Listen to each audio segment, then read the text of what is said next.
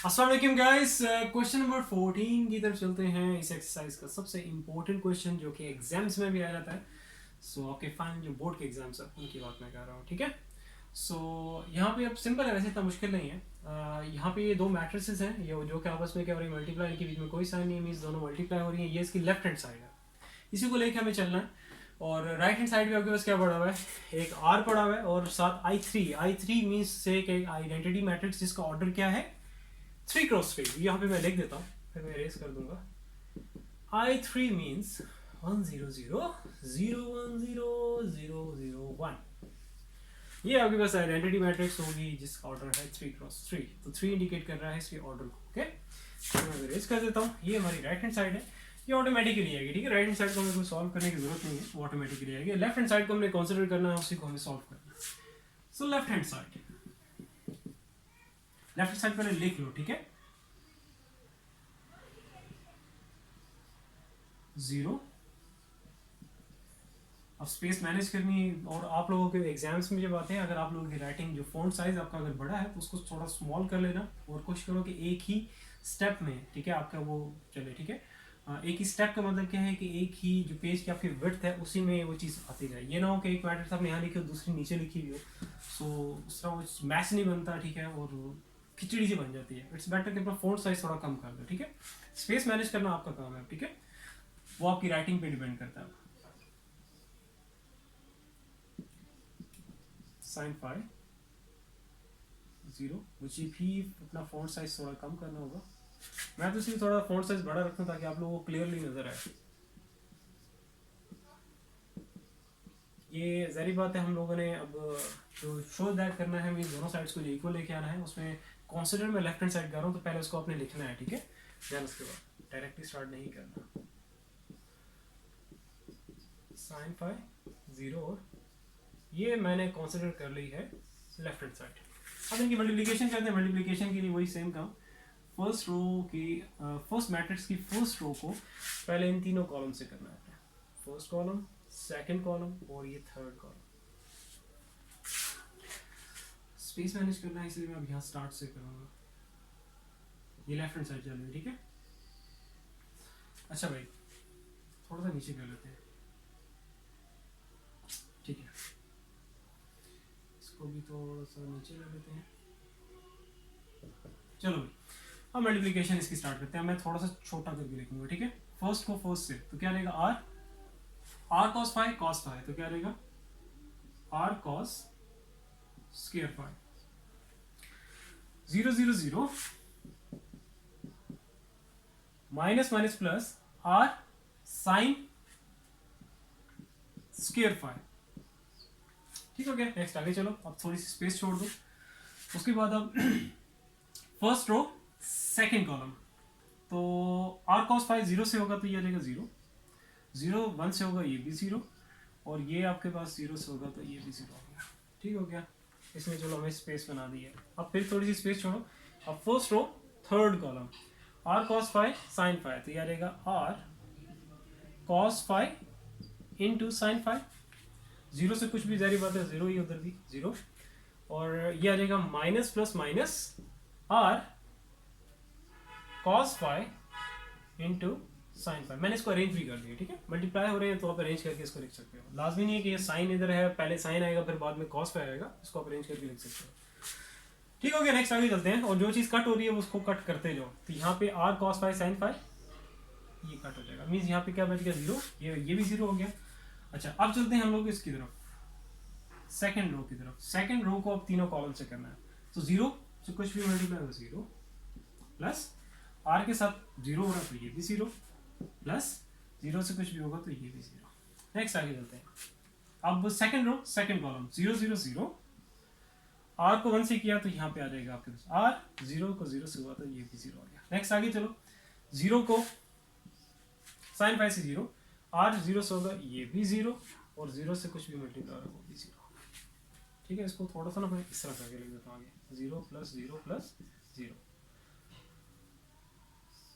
चलो भाई आगे चलते हैं। थर्ड रो को इन तीन कॉलम से करना है, ठीक है। आर साइन 5 में देख रहे हैं, इसको ऑफ तो नहीं हो गया, नहीं चल रहा, ठीक है। कभी कभी होता है मैं वीडियो बना रहा हूँ तो एंड तक पहुंच जाओ तो बाद में चलता है यार ये तो ऑफ होगा मोबाइल। आर साइन फाइव और कॉस फाइव, तो क्या जाएगा हमारे पास R sine five into cos five, zero से कुछ भी मल्टीप्लाई होगा, इधर भी जीरो ही है, जीरो आ गया। अब plus minus minus R sine five cos five, ठीक है। थोड़ा सा मुझे जरूरी बात है, स्पेसिंग का ध्यान रख लीजिए, मैंने छोटा करके लिखा है, ठीक है। मैं इसको ओ छोटा करके लिखता हूँ स्टार्टिंग से, R sine five cos five plus zero plus plus minus minus आ जाएगा, ठीक है, माइनस आर साइन फाइव, अब इक्वली लाइक में, ठीक है, ये कट जाएगा, ठीक हो गया। नेक्स्ट आगे चलो, आर साइन फाइव को जीरो से किया, जीरो, जीरो को वन से किया, ये भी जीरो, और इसको जीरो से किया तो ये भी जीरो। नेक्स्ट आगे चलो, आर साइन फाइव और साइन फाइव, तो ये आ जाएगा R sine square five, zero से कुछ भी जरूर पता, वो भी उधर भी जीरो ही पड़ा है वैसे, और कॉस फाइव और आर कॉस फाइव, तो आर कॉस स्केयर फाइव हो जाएगा, ठीक हो गया। नीचे स्पेस है, एक स्टेप हो जाएगा।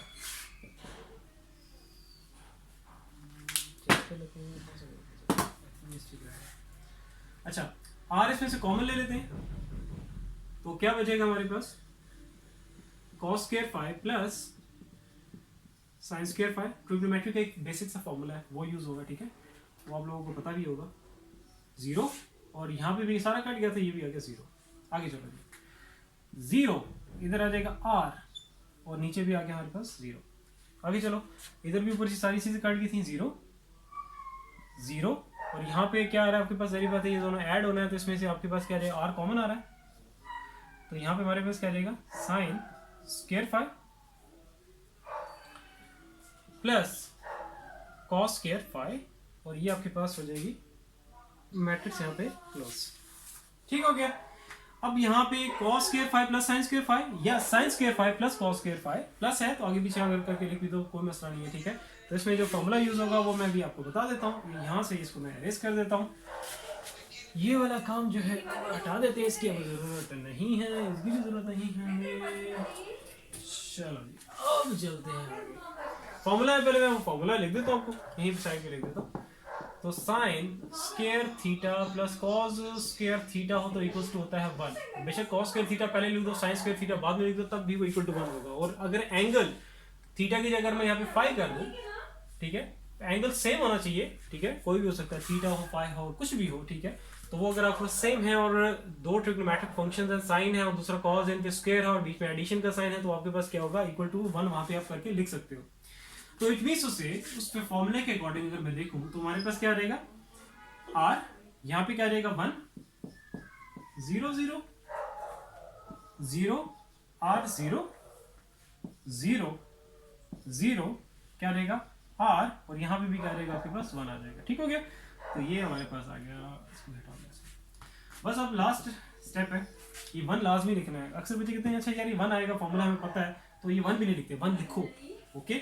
और ये रेफरेंस भी दो इस फॉर्मूले का रेफरेंस का मतलब क्या है, इस तरह आपने ना 3 डॉट्स लगा के सेंस करके सामने लाजमी लिखना भी है, ठीक है, ताकि जो चेक करने वाला हो उसको ये क्लियरली, वैसे इसके मेरे ख्याल से मार्क्स भी हैं, तो ये आप लोग लाजमी करो, और इस 1 के भी मार्क्स हैं, तो ये 1 लाजमी लिखना है, फॉर्मूला भी सामने लाजमी लिखना है, ठीक है, ताकि जो चेक करने वाला हो उसको पता चले यार बच्चे ने कोई ये नहीं है कि सोल्यूशन का पूरा रट्टा लगाया हुआ है, ऐसे ही आर डाले जा रहा है, ये 1 किस तरह आ रहा है, उस 1 को उस फॉर्मूले से आ रहा है, तो उसको ये चीज़ आपने बतानी है, ये चीज़ लिख के बतानी है, ठीक है।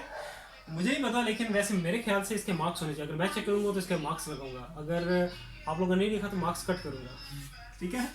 सो दैट्स वाई आप लोगों ने ये करना है, ठीक है, फॉर्मूला लास्ट भी लिखना है 3 डॉट्स लगा के। अच्छा 0 R 0 0 0 ये R, ठीक है। तो ये हमारे पास क्या आ गया अभी, हाँ ये तो चलो आ गया, लेकिन अभी एक और स्टेप बाकी है, क्योंकि हमारे पास जो राइट हैंड साइड पे क्या पड़ा हुआ है, RI3 पड़ा हुआ है, तो वो लिखना है, और I3 का मैंने स्टार्टिंग में आपको बता दिया था।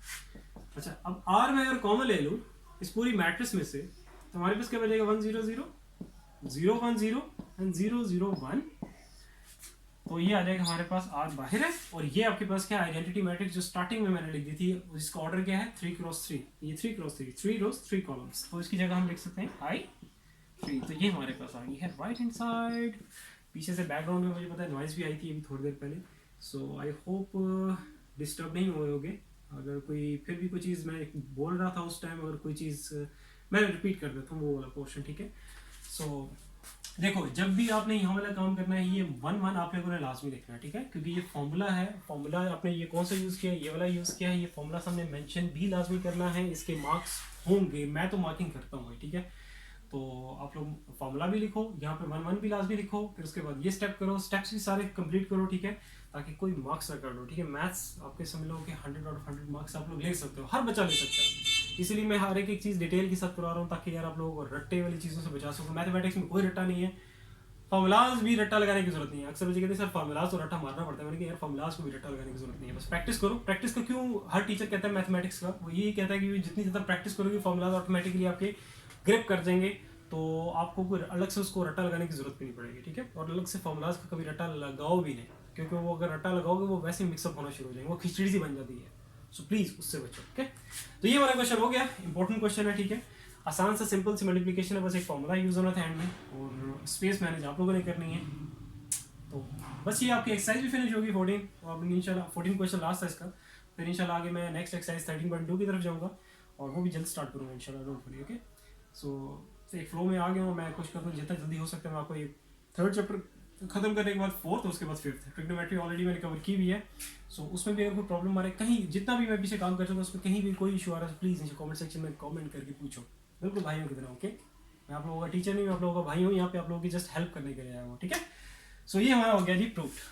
सो अब नीचे या साइड जरिए पता नीचे स्पेस में मैं साइड पे लिख देता हूँ, ये left hand side equals to right hand side, so it's proof.